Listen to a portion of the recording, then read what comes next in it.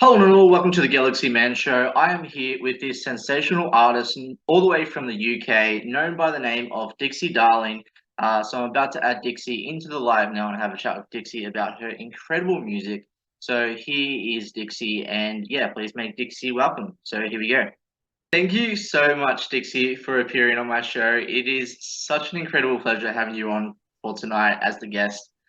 So to people that don't know who you are, if you can give like a little bit of backstory about yourself, and then we'll dive right into the question. Yeah, thanks for having me. So yeah, my name is Dixie Darling. I'm a singer-songwriter from the UK. I live in Brighton, which is by the seaside. And yeah, I've been writing and singing since I was about 14, when I taught myself how to play guitar and kind of started to realize how much I loved writing and performing. And yeah, I released my first song back in 2021, and yeah, I've just been releasing music since then, working on some new stuff. So yeah, that's kind of it.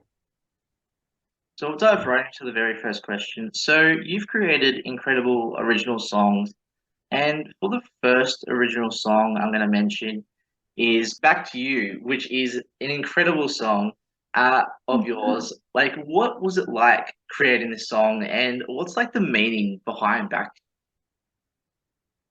So I wrote back to you with a friend. I did a writing session, and I kind of wanted to. I'd already written about half of the song, and I wanted to write something about the kind of harsh realities of having a breakup with someone and just not being able to heal from it, and it taking a long time, and just how like kind of it's hard to go about everyday life when you've got something like that on your mind.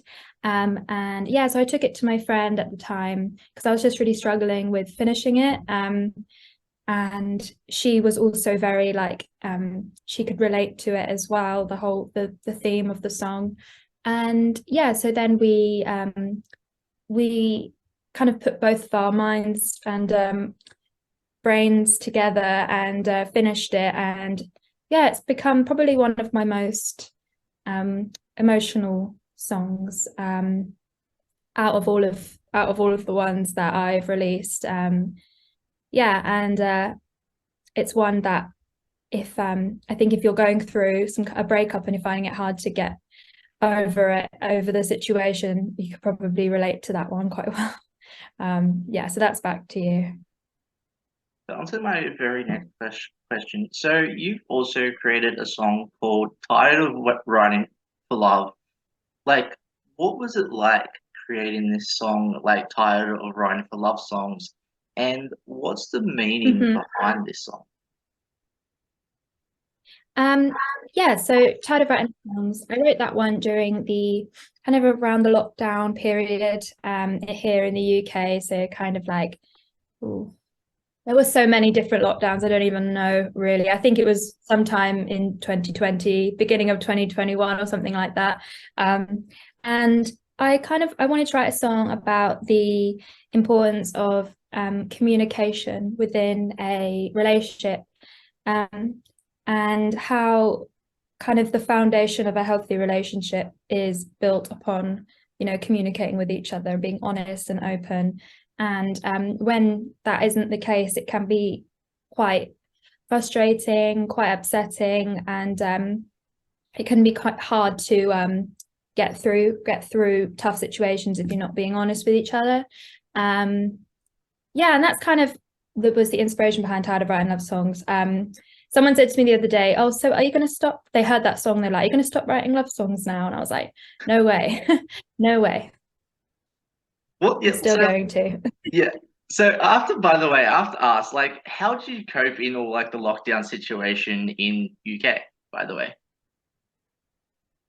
Yeah, the lockdown was hard because obviously gigging, I'd started gigging and getting myself out there, building a bit of confidence, and then I couldn't do that anymore with lockdown. And then so going back to gigging afterwards was really hard. I remember like the first thing I did an open mic when things started to open up again, and I was anxious all day about it, just and looking back, I'm like because that was a couple of years ago. Now I can go and do a gig and I won't, I'll be a bit nervous, but it's nowhere near as nervous as I was back then.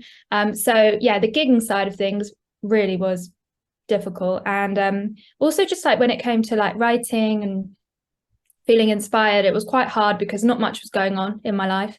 I often, I did do quite a lot of writing about, I was watching a lot of Netflix. So I think I started writing about the relationships in the series, kind of things that I was in the films I was watching rather than my real life because there wasn't much going on. So yeah, I think when things started to go back to normal, it just was very good for it was very good for me, and I appreciate things a lot more now. I think we all do. What do you think your like most watched Netflix like film or series that you watched in lockdown, and why? I have to ask. Oh, that's a good one. Oh my gosh. What did I watch? I think I watched a lot of things that I'd watched before. I think I watched a lot of Friends because Okay. that's always, a good one to go to. Also, I don't know if you've seen The Office, I the have, US. yeah. Yeah, The Office. And I think I don't really know. Whatever came out at that time, I probably watched it. I think maybe Emily in Paris came out then, and I was probably watching that. I'm someone that watches kind of anything. Yeah, I think. Oh, I can't even remember. I just I thought it was a very good way of escaping. Just watching stuff that wasn't about COVID.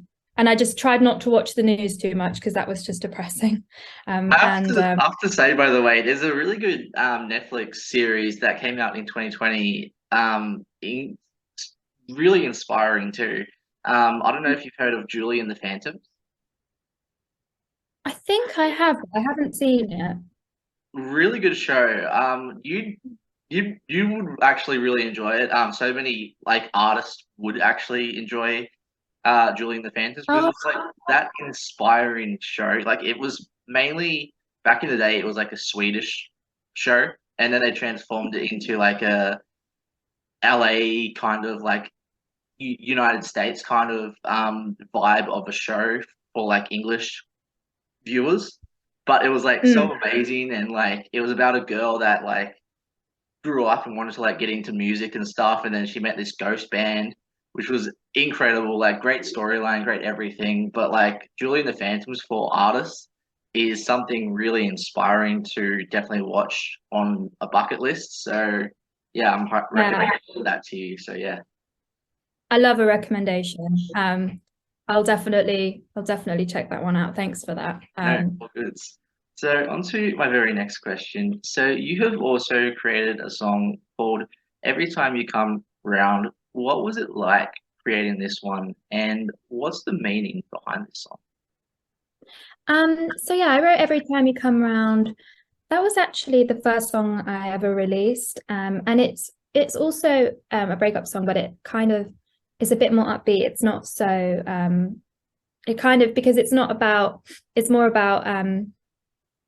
reflecting on the situation and realizing that there's still something there, and maybe it's not, even though things have technically ended, it you still feel like you just can't let go and you don't want to, and then you kind of listening to the voice in your head that's like, maybe you should give things another go. So it's kind of about rekindling something that you kind of feel like it isn't quite done with. And yeah, also it's about how even when, just because you can't help who you have feelings for, and that doesn't make you a weak person. It just makes you human. And because in the chorus, the line is, I'm strong, but I'm weak for you. So it's kind of like, just because I have this weakness, it doesn't mean that I'm a weak person. It just means that I'm a human with emotions. So yeah, that's kind of what Every Time You Come Around is about. And that one's special because that's the first one that I released. So yeah. So on to my very next question. So you have also created an original song called Every Nothing to Lose. So like what was it like creating this song, and what was the meaning behind Every Nothing to Lose? Yeah, so this one is, I wrote it about trying to let go of my anxiety that I've had for most of my life. I'm quite naturally an anxious person who tends to overthink situations and is very cautious about trying new things. And Nothing to Lose it's about kind of realizing that that's not the best way to live your life. And it's good to try new things, go outside your comfort zone. And it's like an inner conversation with myself, this song is. And I'm kind of, asking myself, should I keep being this way, or should I, try new things, and just enjoy my life more? Because I think when you're questioning everything you do and overthinking everything, it really can affect your like quality of life. And I was feeling that way at the time. And even now, I mean, I wouldn't say I'm really carefree and spontaneous. I'm still quite an anxious person, but yeah, I'm trying to just embrace change and not fear it as much. So yeah, that's what that one's about. I can actually definitely relate to that story. Like, I suffer with a lot of anxiety myself, and anxiety can be tough. Like, it can be really, really tough, as you just have stated. How do you like get through anxiety? How do you manage anxiety yourself? Well, it's definitely something I'm still, trying to manage, but I know it sounds like cheesy and it's what everyone tells you to do, but I do find breathing really helps, because often you just forget to breathe. And you're just constantly taking like short breaths, and that actually just makes you more worried and makes your heart rate go up. So if I feel like I'm getting like into a really panicked state, I make sure that I like breathe in through my nose and hold it and then let go. But as well as that, I really enjoy daily journaling. Like when I wake up, I have like this journal that asks me different questions, like how are you feeling today? Anything worrying you? Just a thought of the day. And I fill that in the morning, in the evening, if I can. Sometimes I don't, but I try to.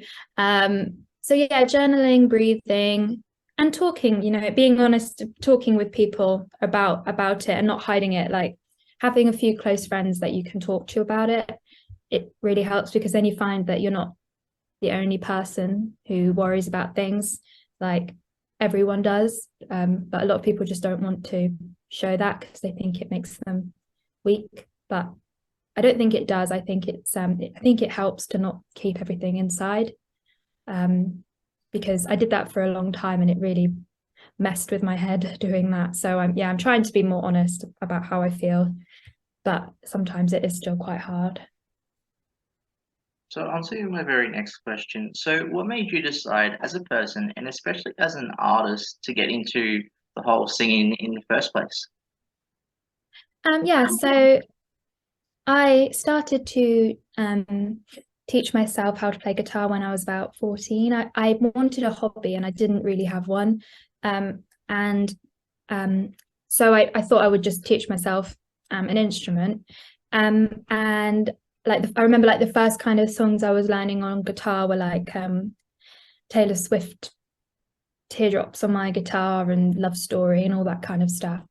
And I was singing along to the songs and I thought, oh, I enjoy this singing. And then I quickly started writing songs as well about just like I'm making up stories I was making up. And I was just like, because I've always been like quite like writing stories and little short stories and stuff. And then I just started putting them into the songs that I was writing.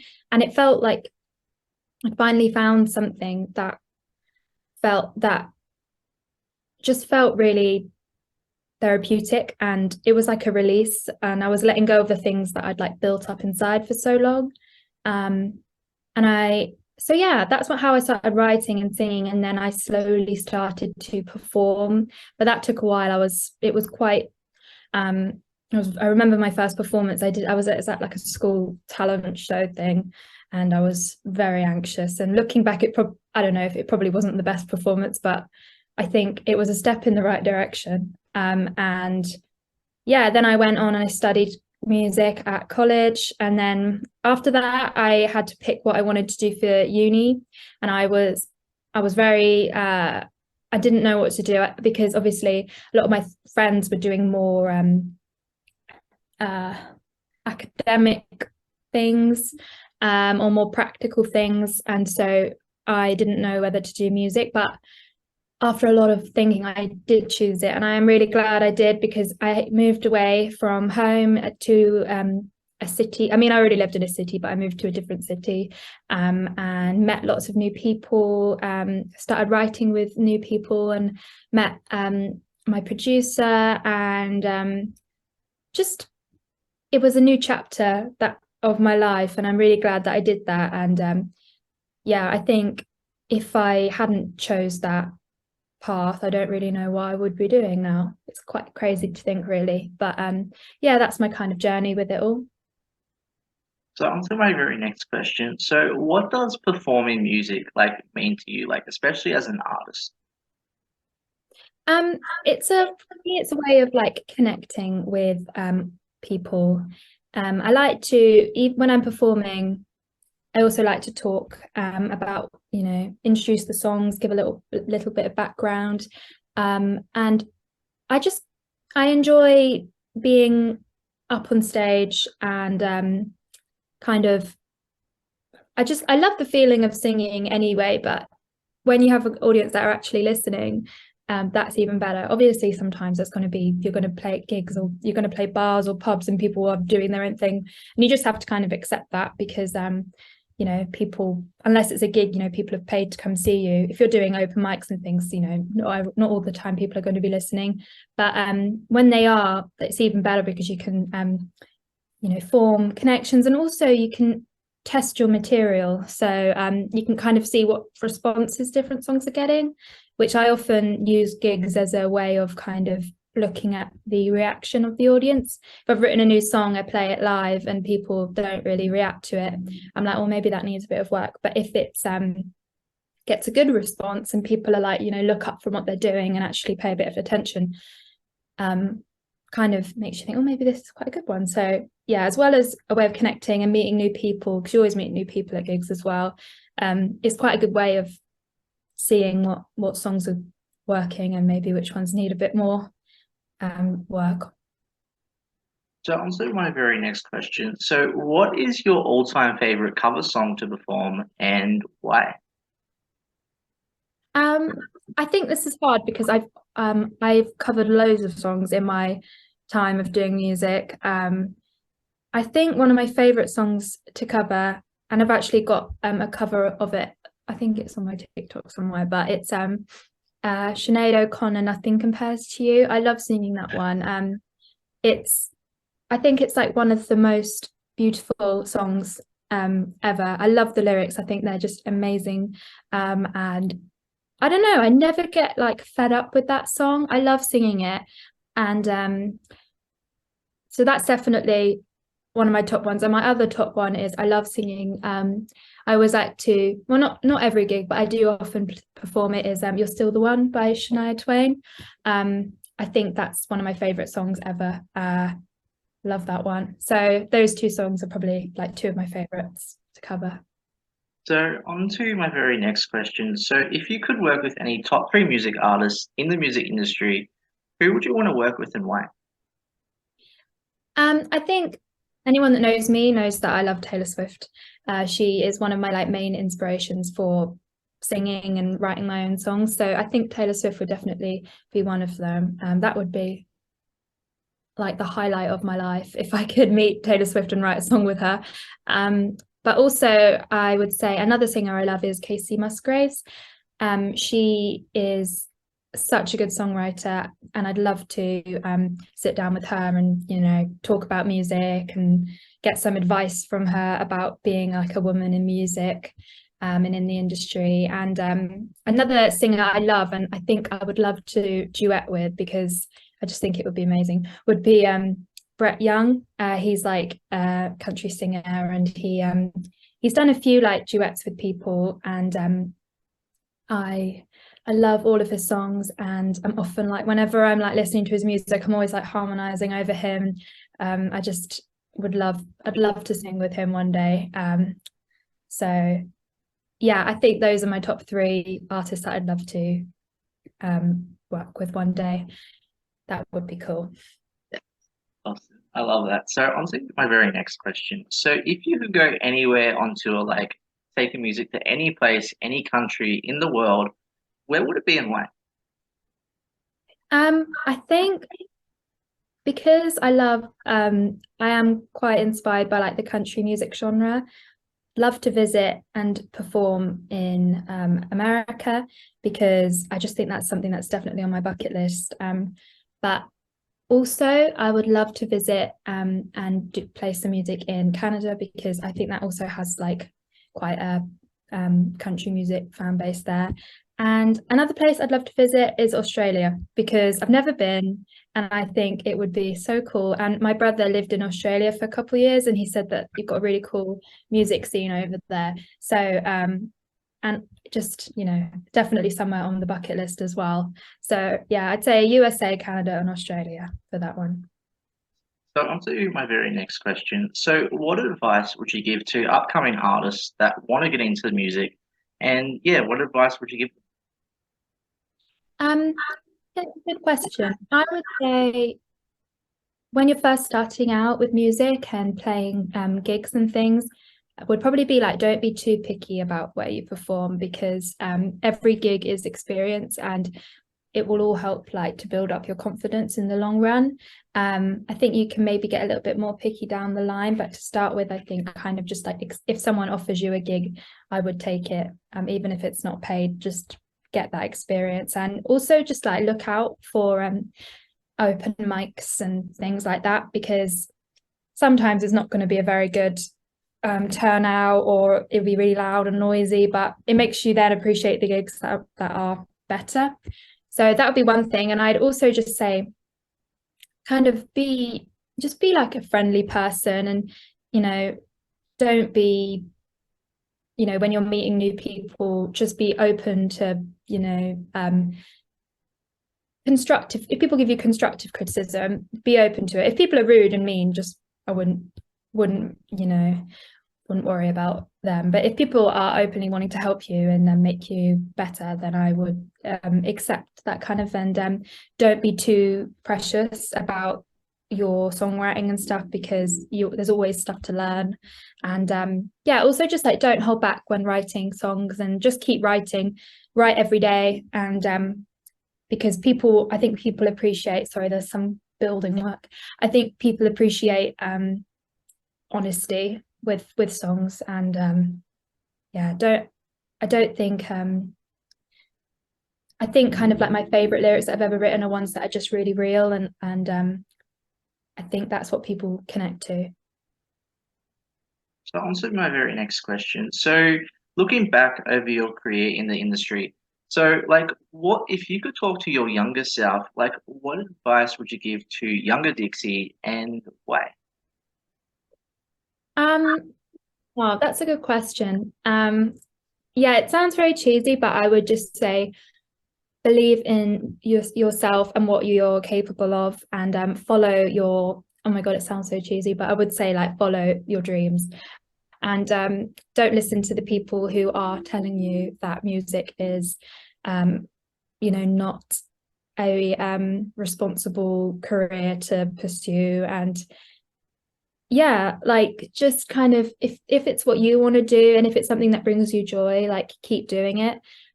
Because I think when I was younger, I used to worry quite a bit about my future, and about whether I should be studying something more, you know, that would give me like a really secure job at the end of it. But I think while you're young, you've got to kind of, and if you're young and there's something that you really love and you want to keep going with it, then you should follow that. So I'd kind of just tell her to stop worrying, because she worried a lot. I still worry, but I think younger Dixie worried even more. So yeah, that's probably what I'd say to her. On to my very next question. So, what are like the positive and negative side into the music industry, and how do you get through those like negative moments as an artist? I think the positive thing is that the music industry is like always changing, and there's always something happening. It's always something to there's always, somewhere is always going to be a gig. There's always opportunities. But that can also be a negative because things are always changing. There can be like a pressure on artists to, always be keeping up this like really good social media presence, or being active on the newest social media platform. And I think or take every opportunity, because you never know when it's going to happen again, and that's a lot of pressure to put on yourself. So I think it's easy to just fall into a trap of looking at numbers and statistics all the time, rather than focusing on forming genuine connections with people and writing relatable things. I think I've had times where I've been more focused on, or how many streams has my song got, or how many followers do I have? But those kinds of things are not as important as like forming real connections with people. But that it is a hard balance, because also you do want to get your song to get recognition and attention, and also you do want to make money you want to make a career out of the thing you love. So it is quite a lot to wrap your head around sometimes, but at the same time there's a lot of freedom, and I really like that. And yeah, it's something I'm still figuring out, is the music industry. Definitely there's a lot to learn. So, on to my very last question. So, like, what's next for you for the rest of 2023? Like, is there any upcoming projects that you'd like to announce on the show?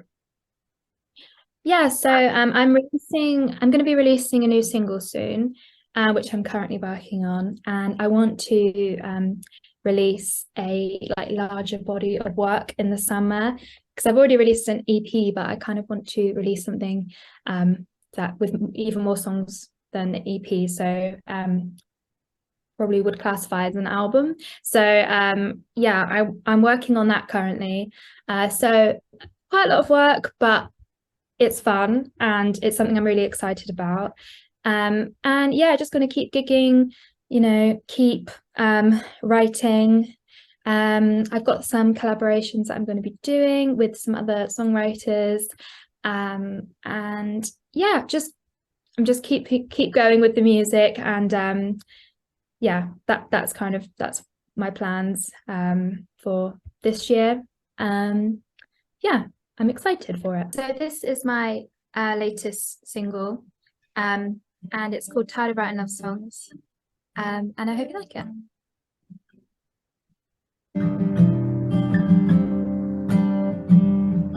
I've been writing these lines like 1,000 times, just so you can try to hear me. I'm sort of sat in my room and I sing to you. It feels like you refuse to see beneath the reality.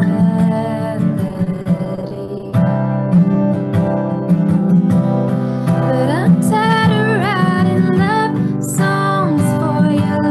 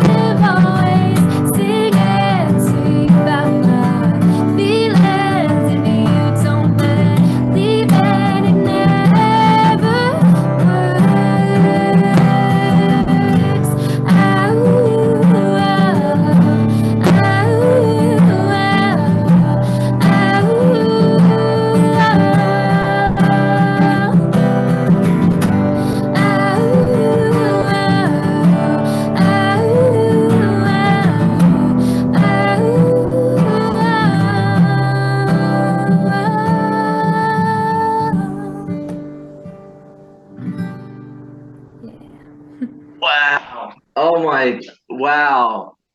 Dixie, Oh, thank wow, that was so mind blowing and truly inspiring. Like, such a beautiful, soulful voice you have. Like, wow, I'm just shocked how amazing you are. Like, really, you are amazing. Um, that was a thank beautiful you. performance. Do you have like any last final thoughts that you would like to share to people on the show? Um, yeah, well, thank you for watching. And I just want to say that I really appreciate, all of the support so far from everybody. And I mean, if you like Tired of Writing Love Songs, I've got some. I think I've got like 6 songs on Spotify, and I'd really appreciate it if you could, go and listen to them. And yeah, I hope that you could relate to Tired of Writing Love Songs in some way. And also, thank you so much for having me today. And your questions have been really, really fun to answer. And yeah, I just really grateful for giving me the opportunity to chat with you today and show some of my music.